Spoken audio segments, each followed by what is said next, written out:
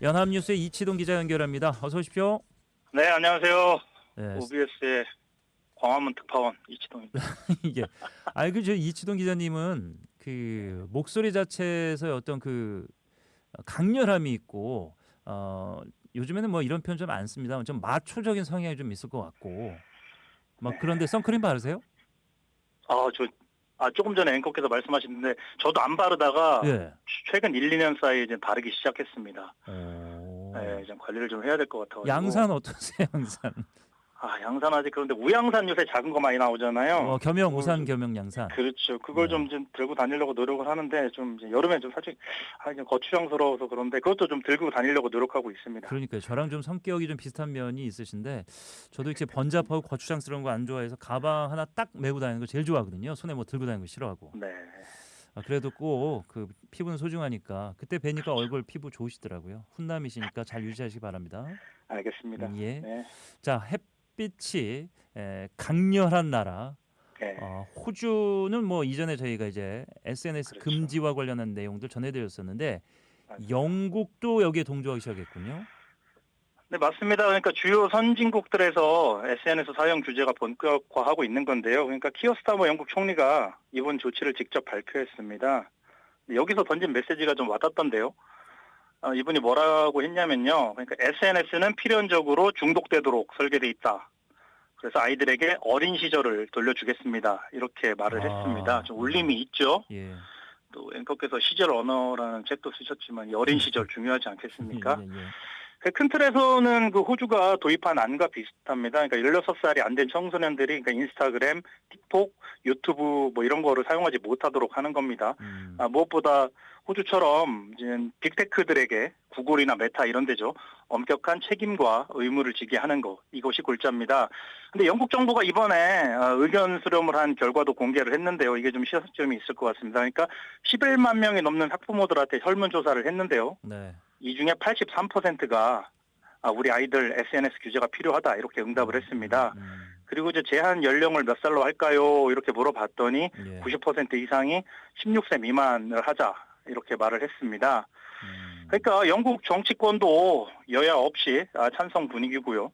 그리고 이제 대서양 건너서 캐나다 정부에서도 비슷한 법안을 발의했습니다. 그러니까 그리고 나서 이제 연내 유럽연합 차원에서도 이제 관련 입법을 예고하고 있고요. 그래서 SNS 규제가 글로벌 트렌드로 확산하고 있는 그런 모양새다. 이렇게 말씀드릴 수 있겠습니다. 취지는 저는 뭐 1000% 공감하고 저도 똑같은 생각을 갖고 있는데 근데 네. 이제 앞서 그 주식 이야기할 때 제가 포모 얘기했습니다만 네. 아이들이 예전에 그 등골 브레이크도 그렇고 휴대폰도 그렇고 아니 남들은 다 쓰고 다 그냥 자유롭게 두는데 왜 나만 그래 뭐 그렇게 나서기 시작하면 또 이제 우리나라 부모들은 피곤하거든요. 세계 최초로 시도했던 호주에서 실질적으로 뭐 여러 가지 다 분석하고 들여다봤을 때 효과가 조금 나왔습니까? 그렇죠. 제가 뭐 이 소식을 전해드린 적이 있는데 네. 그게 벌써 반년이 됐습니다. 6개월이 지나서 그래요? 이제 명과 암이 드러나고 있습니다. 그러니까 예. 호주가 사실은 전 세계적으로 보면 저 같은 부모들한테는 큰 역할을 했다고 생각을 합니다. 먼저 깃발을 들고 나섰으니까요. 그래서 네. 좀 관심이 가는 건데요. 우선 긍정적인 지표부터 보면요. 여론조사 기관 유고부라는 데서 조사를 했는데 이 부모의 이제 61%가 이렇게 답했다고 합니다. 이 법안이 시행된 후에 아이들에게 긍정적인 변화가 생겼다. 그러니까 그게 뭐냐 했더니 애들이 이제 얼굴을 맞대고 하는 사교 활동을 많이 하더라 예전보다. 예. 또 대화할 때 확실히 더 몰입하더라. 이렇게 이런 결과를 보고했고요. 하지만 물론 뭐 더 결이 다른 보고도 있습니다. 그러니까 다른 보고서에서는 제한 대상 청소년의 이제 70%가 나 이거 뭐 뚫었다, 오해하기 쉬웠다 이렇게 말을 했다고 하고요. 예. 그러니까 뭐 나이를 속인 거죠. 로그인할 때. 아니면 다른 나라 VPN을 사용하거나. 그럼에도 불구하고 핵심은 제가 볼 때 나머지 30%, 그러니까 10명 중 3명이라도 이제 굳이 한 게 어디냐. 이 친구들에게 효과를 내지 않았냐. 이런 면이 현재까지는요. 이런 면에도 집중해서 보면 어떨까 저는 개인적으로 생각을 하고요. 그러니까 우리 국회에서도 이 청소년 SNS 가입을 이제 제한하는 그 법안을 이제 내놓은 게 있습니다. 예. 그러니까 정보통신망법을 이제 개정하는 거를 이제 발의한 건데요. 근데 여기에는 여러 안이 있지만 14세 또는 16세 미만으로 제시가 돼 있습니다. 그래서 앞으로 뭐 이제 공론화 과정을 거치고 의견 수렴하면서 또 이제 방송미디어통신위원회가 어떤 안을 내놓을지 이런 것도 좀 주목해서 보면 좋겠습니다. 예. 이게 조직 안에서도 선배의 그 삶이 좀 피곤한 이유가 네, 하고 싶은 거를 마음대로 못 하죠. 후배들이 쳐다보고 그렇죠. 있기 때문에. 넌 하면서 왜 나한테 못 하게? 이게 제일 피곤한 거거든요. 근데 맞습니다. 부모들이나 어른들이 아이들과 같이 있는 시간 혹은 쓰지 말아야 될 어떤 그 기간을 정했으면 그걸 딱 끊을 수 있어야 되는데 이게 중독이라 어른은 더 못 끊는 그런 분위기거든요. SNS 뭐 담배와 같다. 라고 하는데 네, 같은 연장선상에서 네. 베트남에서는 담배를 얼마나 피면 청소년들이 초강력 금연법이 나왔어요. 그러니까요. 이제 뭐 베트남 하면은 성인 남성들한테는 흡연의 천국이다 이렇게 불리고 있습니다. 예. 오명이죠. 그러니까 여기가 껌값보다 싼 게 담배다. 이제 세금이 워낙 싸서 그런데요. 아, 근데 대가는 톡톡합니다. 그러니까 매년 10만 명 이상이 담배 때문에 사망하고 있다. 이런 예. 보도가 나오고 있고요. 그래서 최근에 베트남 보건부가 담배 없는 세대 이런 기치로 정책을 내놓아서 화제가 됐습니다. 뭐냐면 2010년 1월 1일 이후 출생한 사람, 그러니까 여기도 한 16살 정도 될 것 같은데요. 네. 이 친구들은 앞으로 어른이 돼도 평생 베트남 내에서는 담배를 사지도 못하고 피울 수도 없게 하는 이런 법안을 내놓은 겁니다. 이런 규제책을. 그러니까 취지는 이런 겁니다. 그러니까 현재 뭐 흡연 중인 성인들한테 담배를 끊어라 해도 소용이 없잖아요. 말씀하신 대로 그렇죠. 중독이 돼 있으니까. 예. 그러니까 아예 이 싹을 잘라버리겠다. 미래 세대가 아예 흡연을 시작하지 못하도록 하겠다. 원천 차단하겠다. 이런 취지고요. 물론 뭐 베트남은 좀 통제를 앞세우는 그 사회주의 국가잖아요. 그래서 우리하고는 뭐 같이 비교하기는 어렵지만 우린 자유민주주의 국가니까.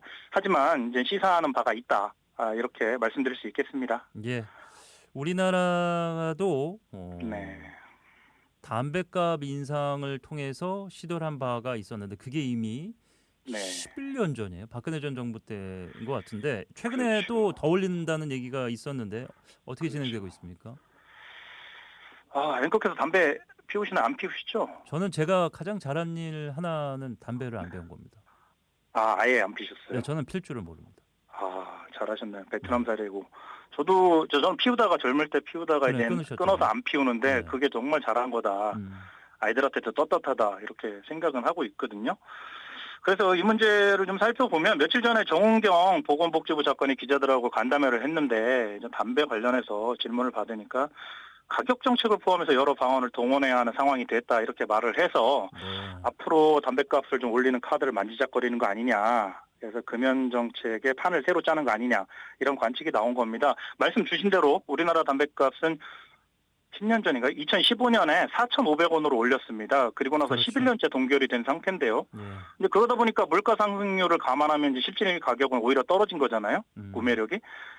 그걸 생각하면 그리고 OECD 평균에 비해서도 턱없이 낮다는 지적이 많았습니다. 예. 그래서 이제 올려야 한다는 목소리가 이제 뭐 보건계나 이쪽에서 나오고 있는 거고요. 하지만 뭐 아시듯이 쉽지는 않은 문제일 겁니다. 뭐 제가 이제 무엇보다 이제 서민 경제 부담, 뭐 물가 자극 우려 뭐 이런 건데요. 네. 관련 기사 댓글을 보니까 이런 글이 다수더라고요. 그러니까 뭐 담배 뭐 이러면서 돈 없고 빼먹고 뭐 물가는 오르고 삶이 고달픈 서민들이 그나마 담배 하나로 위안을 삼는데 이것까지 올리려고 하냐 뭐 이런 비판이 쭈르륵 달려 있던데 그래서 참 보는 입장에 따라서 자신이 처한 상황에 따라서 생각이 다르기 때문에 이것도 조율하기가 그렇죠. 쉽지는 않은데 뭐 정부가 그런 거 하라고 있는 데니까 예. 잘 조율을 해줘야 되겠죠.